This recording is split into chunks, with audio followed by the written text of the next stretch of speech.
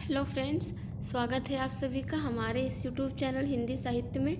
आज के इस वीडियो में हम लोग हिंदी व्याकरण से संबंधित 15 बहुत ही महत्वपूर्ण प्रश्नों को देखेंगे जो कि अक्सर परीक्षा में पूछे जाते हैं। चाहे हिंदी से संबंधित कोई भी परीक्षा हो, ये 15 प्रश्न बहुत ही इम्पोर्टेंट हैं। तो आइए स्टार्ट करते हैं। पहला प्रश्न, जैसा कि आप लोग देख पा रहे हैं कि निम्नलिखित में से कौन सा मूल दीर्घ स्वर नहीं है। ऑप्शन है 4, ए, आ, बी, ई, सी, उ, डी, ओ।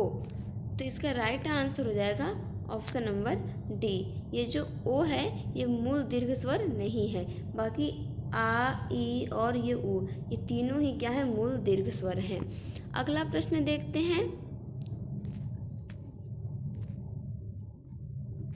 हिंदी में ध्वनियाँ कितने प्रकार की होती हैं। ए 2 प्रकार की, बी 4 प्रकार की, सी 8 प्रकार की या फिर डी 10 प्रकार की। तो फ्रेंड्स, जो हिंदी में ध्वनियाँ होती हैं वो 2 प्रकार की होती हैं। कौन कौन सी होती हैं? स्वर और व्यंजन। तो अगला प्रश्न हम लोग देखते हैं। मात्रा के आधार पर स्वर कितने प्रकार के होते हैं। ए 2 प्रकार के, बी 3 प्रकार के, सी 7 प्रकार के या फिर डी 9 प्रकार के। तो इसका राइट आंसर हो जाएगा ऑप्शन नंबर बी, 3 प्रकार के। मात्रा के आधार पर जो स्वर होते हैं वो 3 प्रकार के होते हैं। और स्वर 3 प्रकार के कौन कौन से होते हैं, उनके क्या नाम है, ये आप लोग हमें कमेंट कर कर बताएं। अगला प्रश्न देखते हैं। एक से अधिक वर्णों के मेल को क्या कहते हैं। ए अक्षर, बी स्वर, सी व्यंजन या फिर डी अनुस्वार। तो इसका राइट आंसर होगा ऑप्शन नंबर सी। जब एक से अधिक वर्णों का मेल होता है तो उससे जो नया शब्द बनता है उसे हम क्या कहते हैं, या नया वर्ण बनता है उसे हम व्यंजन कहते हैं। अगला प्रश्न है फ्रेंड्स, प्रश्न संख्या 5 जो है वो मिस टाइपिंग हो गया है, इसको हम लोग लास्ट में देख लेंगे। प्रश्न संख्या 6 देखते हैं। जिनका उच्चारण स्वतंत्रता से होता है और जो व्यंजन के उच्चारण में सहायक होते हैं उसे क्या कहा जाता है। ए संज्ञा, बी स्वर, सी व्यंजन या फिर डी विसर्ग।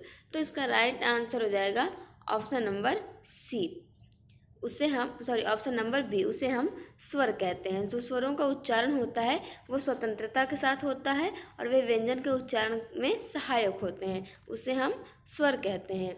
अगला प्रश्न है। निम्नलिखित में से कौन सा एक दीर्घ स्वर नहीं है। ए ई, बी बड़ा ई, सी ए या फिर डी ए। तो इसका राइट आंसर हो जाएगा ऑप्शन नंबर बी। ये जो बड़ी वाली ई है ये दीर्घ स्वर नहीं होती है। अगला प्रश्न देखते हैं। निम्नलिखित में से अंतस्थ व्यंजन कौन सा है। ए ग, बी ज, सी व या फिर डी श। तो इसका राइट आंसर हो जाएगा ऑप्शन नंबर सी, व जो है वो अंतस्थ व्यंजन के अंतर्गत आता है। अगला प्रश्न है प्रश्न संख्या 9। हिंदी भाषा में कुल कितनी लिपियां हैं। ए 44, बी 48, सी 52, डी 56। इसका राइट आंसर होगा ऑप्शन नंबर सी। हिंदी में कुल जो है 52 प्रकार की लिपियां उपयोग में लाई जाती हैं। अगला प्रश्न देखते हैं हम लोग। हिंदी वर्णमाला में ऊष्म व्यंजन कौन से हैं। ए श श ह, बी त थ द ध, सी ट ठ ड ढ या फिर डी इनमें से कोई नहीं। तो इसका राइट आंसर होगा ऑप्शन नंबर ए, श श ह जो है ये ऊष्म व्यंजन के अंतर्गत आता है। ये 4 होते हैं। अगला प्रश्न है। य र ल व को कौन सा व्यंजन कहते हैं। ए स्पर्श व्यंजन, बी अंतस्थ व्यंजन, सी ऊष्म व्यंजन या फिर डी इनमें से कोई नहीं। तो इसका राइट आंसर होगा ऑप्शन नंबर बी, अंतस्थ व्यंजन। य र ल व को क्या कहा जाता है, अंतस्थ व्यंजन कहा जाता है। अगला प्रश्न हम लोग देखते हैं प्रश्न संख्या 12। निम्नलिखित में से कौन सा ऊष्म व्यंजन है। अभी हम लोगों ने ऊपर पढ़ा था ऊष्म व्यंजन कौन कौन से होते हैं, इनकी संख्या 4 होती है। ऑप्शन देख लेते हैं। ए ह, बी ल, सी म, डी ज। तो इसका राइट आंसर होगा ऑप्शन नंबर ए ह। ये जो है उसमें व्यंजन के अंतर्गत आता है। इनकी संख्या कितनी होती है, 4 होती है। ये देखिए, शरीफा स, कटकोड़ का, और फिर ये सपेरा स, और फिर ये ह। ये जो चारों हैं ये उसमें व्यंजन के अंतर्गत आते हैं। अगला देखते हैं हम लोग प्रश्न संख्या 13।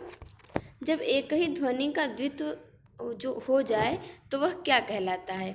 ए संयुक्त ध्वनियाँ, बी युग्मक ध्वनियाँ, सी संपृक्त ध्वनियाँ या फिर डी पारस्परिक ध्वनियाँ।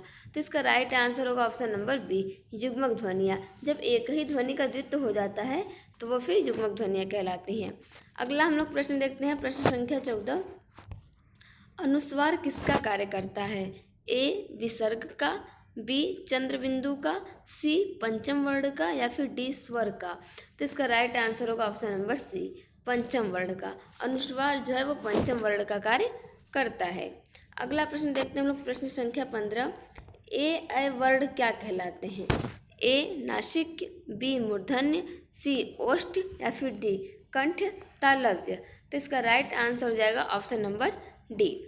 ये जो ए और ए हैं ये कंठ तालव्य वर्ण कहलाते हैं। हम लोग अब लास्ट प्रश्न देख लेते हैं। इस वह छोटी से छोटी ध्वनि जिसके टुकड़े नहीं हो सकते हैं उसे क्या कहते हैं?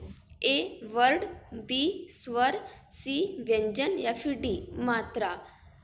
तो इसका राइट आंसर हो जाएगा ऑप्शन नंबर ए वर्ण। वर्ण वह छोटी से छोटी ध्वनि है जिसके टुकड़े नहीं किए जा सकते हैं। तो फ्रेंड्स, ये आज के इस वीडियो लेक्चर में हम लोगों ने कुल 15 प्रश्न देखे जो कि हिंदी ग्रामर के बहुत ही इंपॉर्टेंट क्वेश्चन थे। आपको वीडियो कैसा लगा और प्रश्न कैसे लगे हमें कमेंट कर ज़रूर बताएं। Thank you for watching this video.